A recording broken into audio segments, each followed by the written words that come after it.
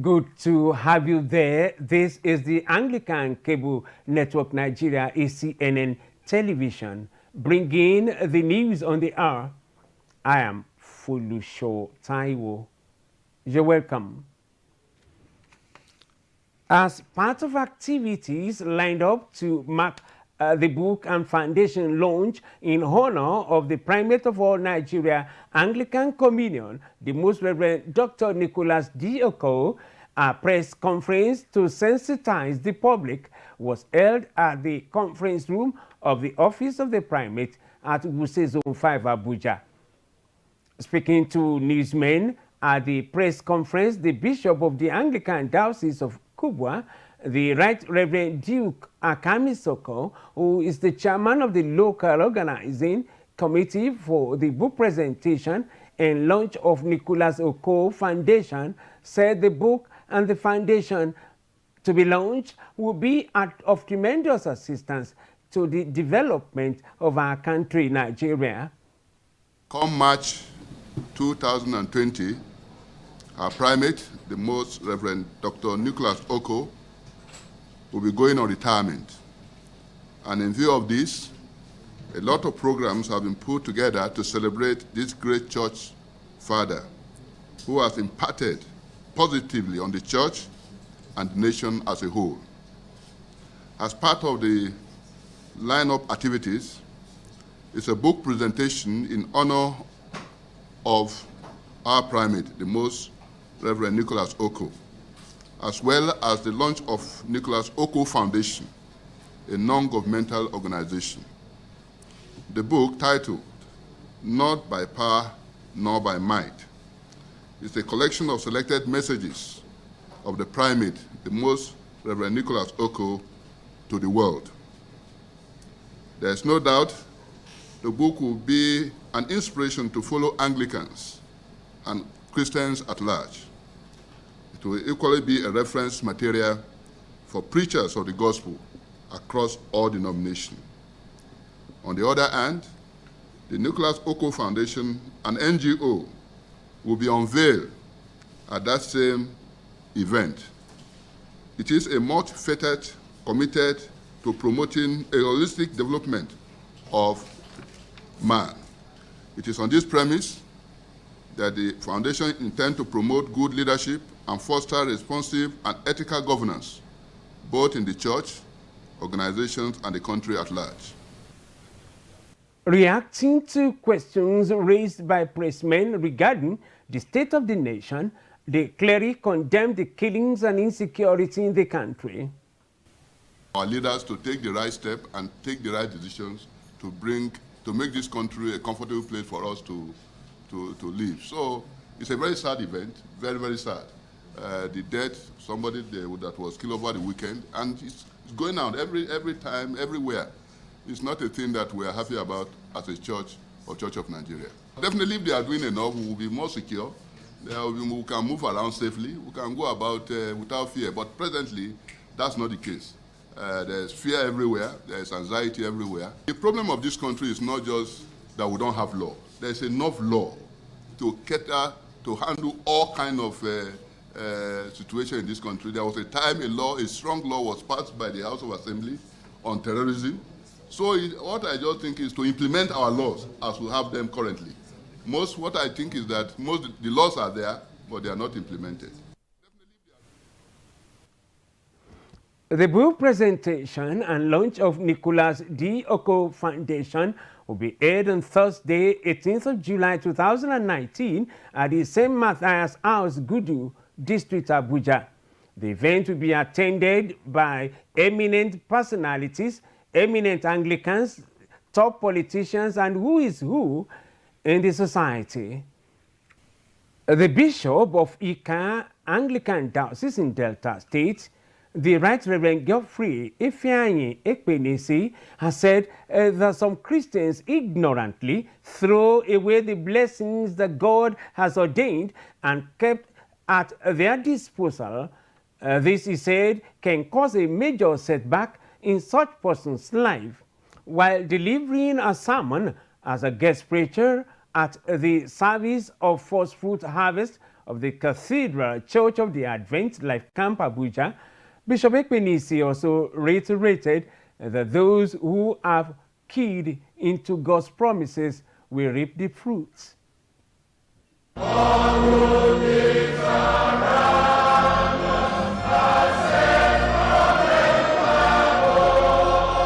Some people throw away the blessings of God, and it means pain and delay and retardation for a very long time. Some people key to the opportunity.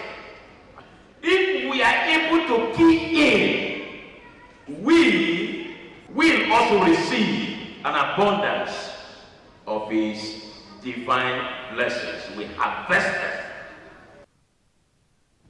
Also speaking to ACNNTV is the vicar and the subdean of the Cathedral Church of the Advent, Venerable Benjamin Idume, who said that they recognize the presence of God in their successes, hence the need for the first fruit harvest. God expects that we as His children will dedicate our lives and all our gifts to God. The occasion of first fruit harvest is the occasion of dedicating all that God has blessed us with to Him. First, in recognition of the fact that we are God's handwork and that all that we have comes from God. And all that we have will continue to come from God. No one should take the glory. Today's service is just to say, God, we recognize the fact that whatever we have, whatever we will have, is from you. In the face of the turbulent and tough times that are befalling the Nigerian nation, leading to high insecurity and other evil and social vices, Christian women have been charged to activate their innate light, that is, the nature of Christ Jesus, in order to combat and end the looming darkness. That was the word of admonition from Mrs. Nkasi Obioko, wife of the Primate of all Nigeria Anglican Communion and President, Mothers Union and Mother Women's Guild, and Mrs. Joy Idume, Vice President, Cathedral Ajikinri, during their 2019 Women's Conference held at the Cathedral Church of the Advent Life Camp Abuja. Charles Philip Owakolam tells more on the story.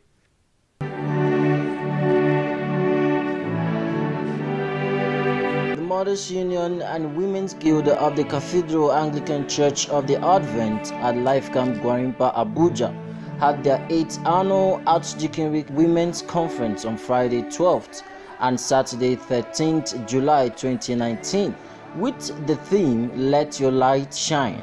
The first day of the highest women gathering in the Archdeaconry featured praise and worship, testimonies, Bible study, quiz competition, group presentations, and a health seminar.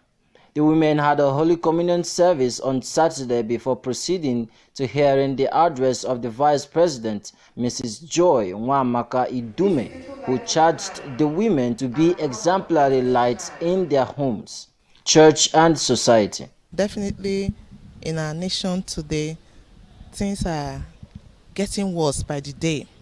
At home, things are getting worse.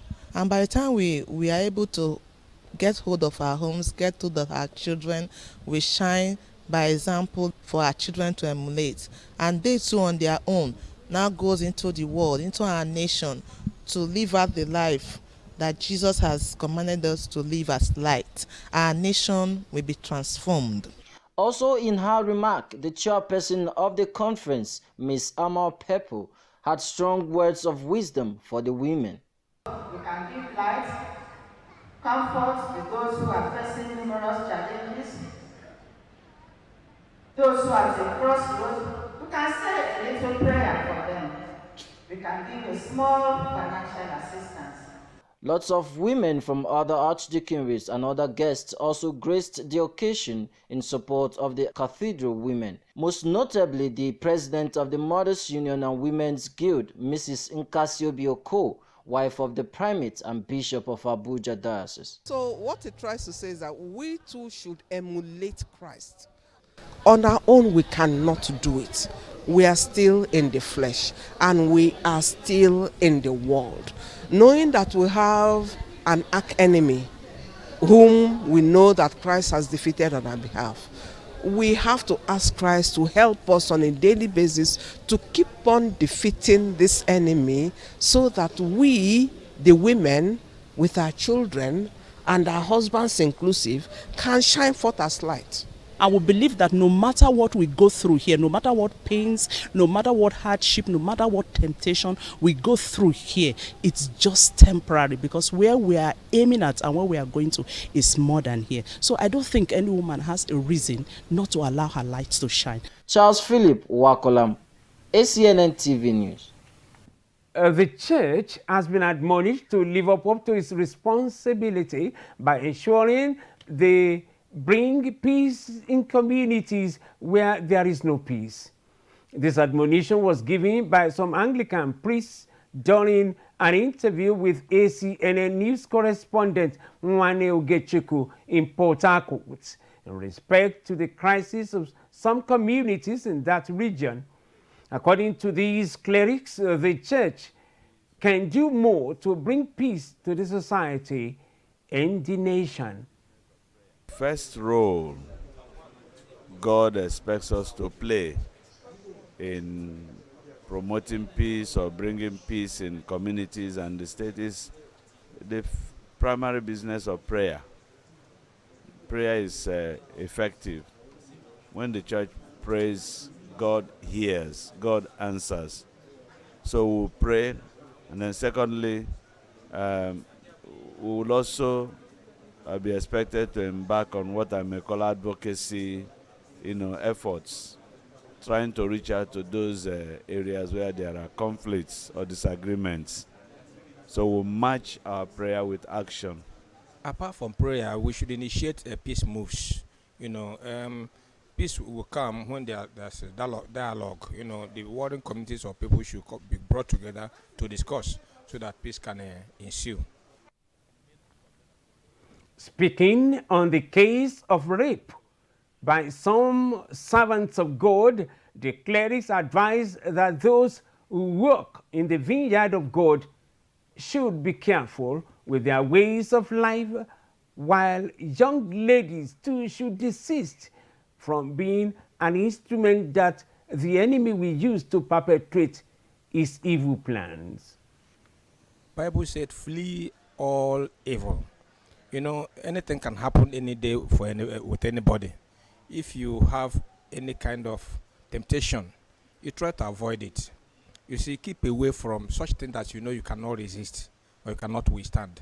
Just keep away from them so that you not get involved in this kind of thing, that happened. And for our young ladies, please, don't be an agent of the enemy to tempt men of God so that they can say men of God did anything.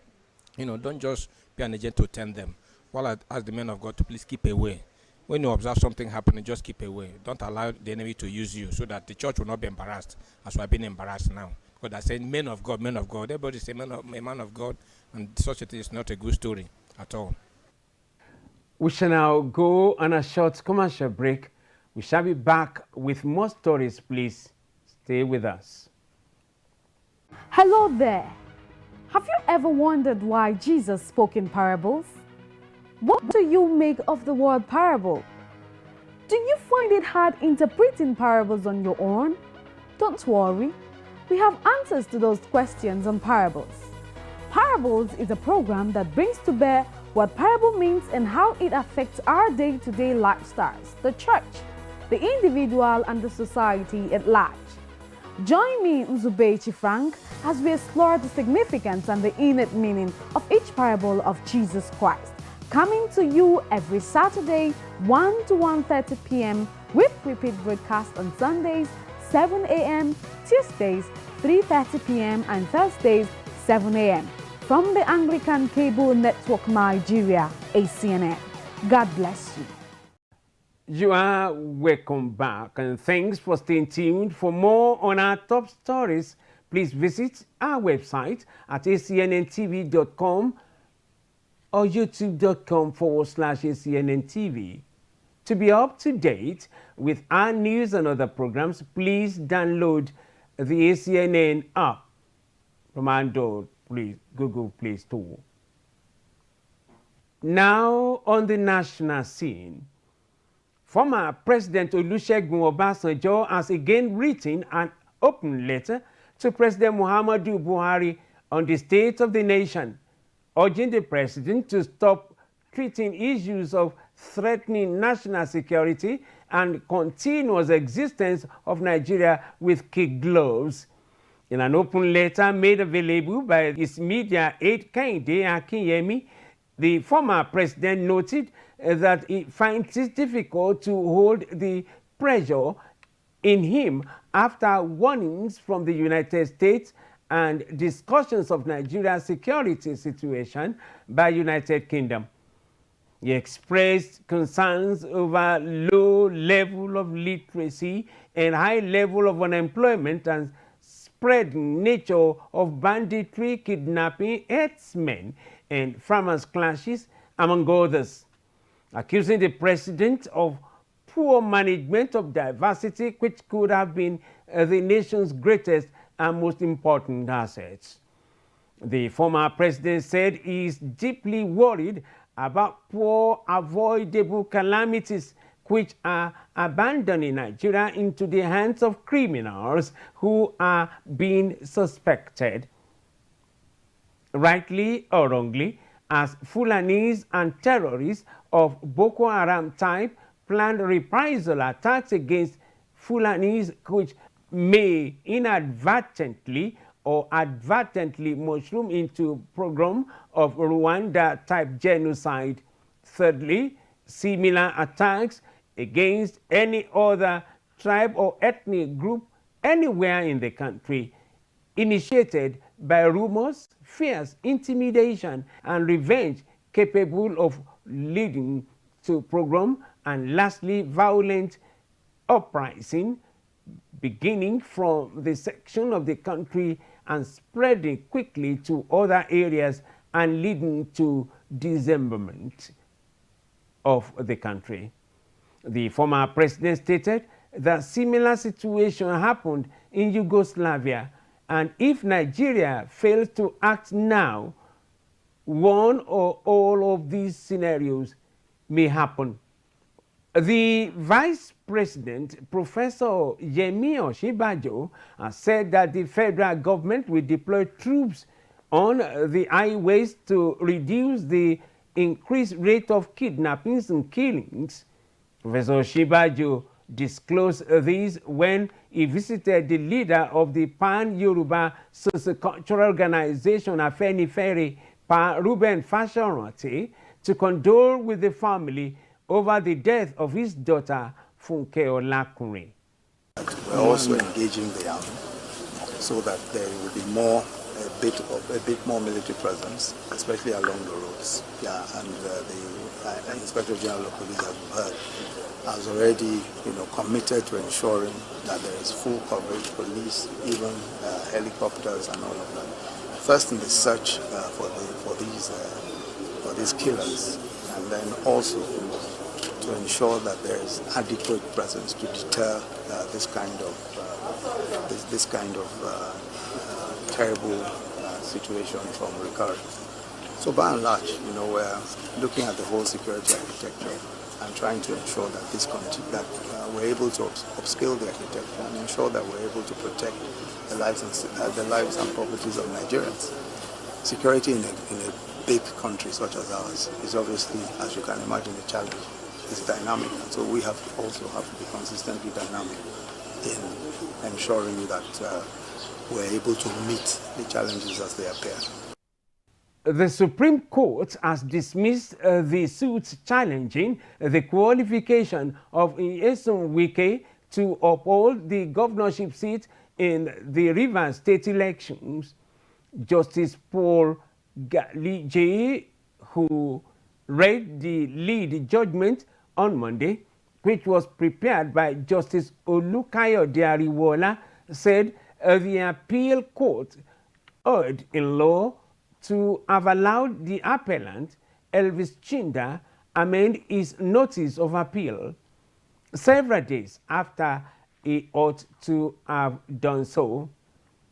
The five-man panel held that amendment of notices of appeal cannot be done outside the time stipulated by the law.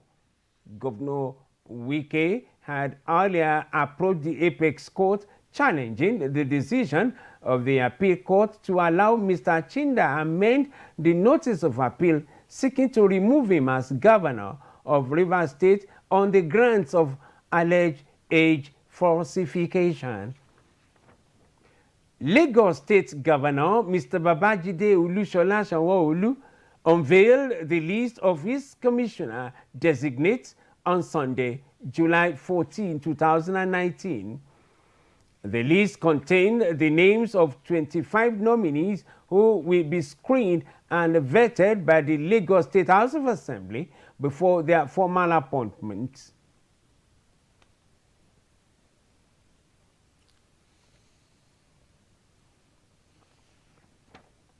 And now on the international scene. The Democratic Republic of Congo has confirmed the first case of Ebola virus in the eastern city of Goma, home to more than 1 million people. The Health Ministry confirmed that a pastor tested positive for the virus in a center in Goma after arriving there by bus on Sunday. According to the Health Ministry, due to the speed with which the patient has been identified and isolated, as well as the identification of all passengers from Butembo, the risk of spreading to the rest of the city of Goma remains low. More than 1,000 people have died since the Ebola outbreak began in Eastern Democratic Republic of Congo a year ago. Goma Health Ministry has been preparing for an outbreak in November last year. It launched preparation and response activities. 3,000 health workers in the city have already been vaccinated. The largest outbreak of Ebola was in West Africa in 2014 to 2016 and affected 28,616 people, mainly in Guinea, Liberia, Sierra Leone, and 11,310 people died. It is on that note that we want to end the news on the hour. We want to thank you and thank you profusely for watching. I am Folusho Taiwo. Mend it. Please don't end it in a hurry. God bless you.